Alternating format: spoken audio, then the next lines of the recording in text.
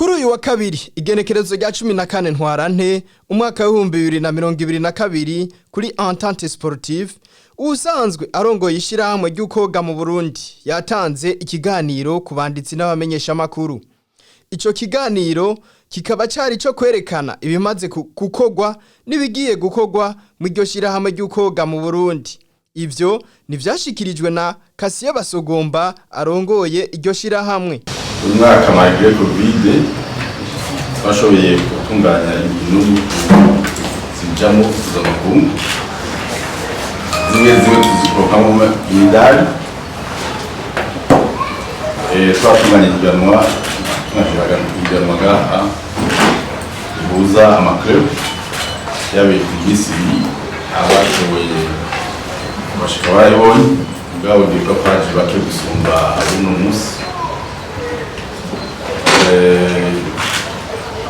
tunga ikiganwa rya uhuza amashuri mato mato.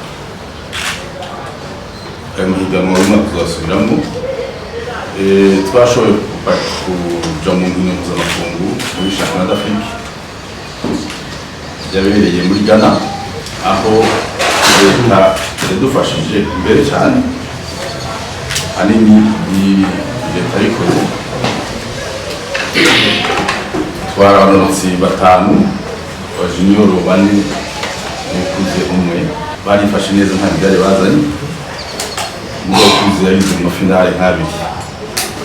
turongera tugenda muri akarere kahuza ibihugu 11 shaka kumenya that's kumuvuga football kenshi shaka kumenya na zone ya Sekafa ubwo rero cyo cyo ushaka hamwe tugenda rero turiba abayobozi bake kuko twateguye ko twara 16 hamwe abo dufasha inkino buzifasha aho umusaruro wo gufazanye byari indwi harimo uw'izahabu arja zibiri na bronze zine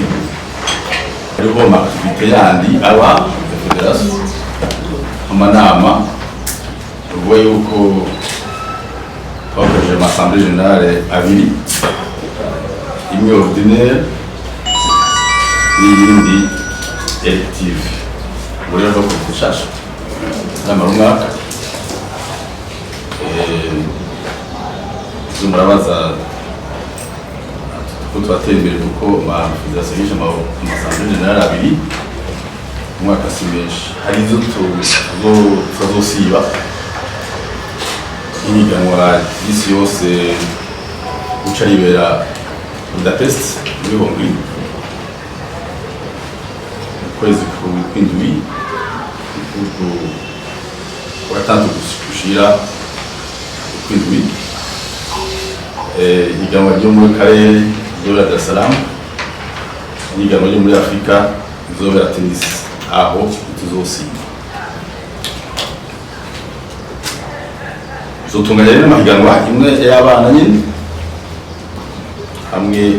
n'iryo makrebe turifuza kwintegra makrebe yacu kuko biragoye kugira krebe ya natation ama federation doroshe gabo tuko turibwira kwegera amashuri y'abantu basamahera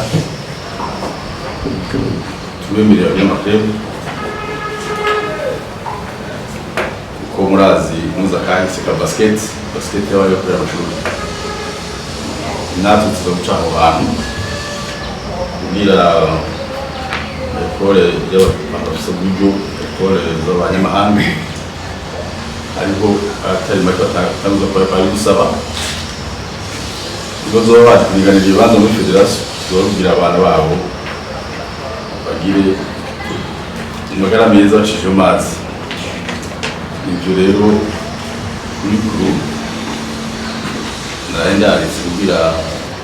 byumvirize. Igihugu cy'u Burundi ngo kigiye kugenderwa n'abategetsi batandukanye mwishirahamwe ry'ukwoga muri Afrika n'ahandi. Kuri uyu wa kane igenekerezo rya 16 ntwarante umwaka wa 2022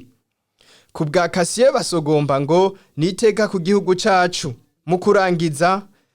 yaboneyeho akaryo ko gutumira abamenyesha makuru kugira ngo baze bitabire ku bwinshi igikorwa cyo kwakira izo ndongozi.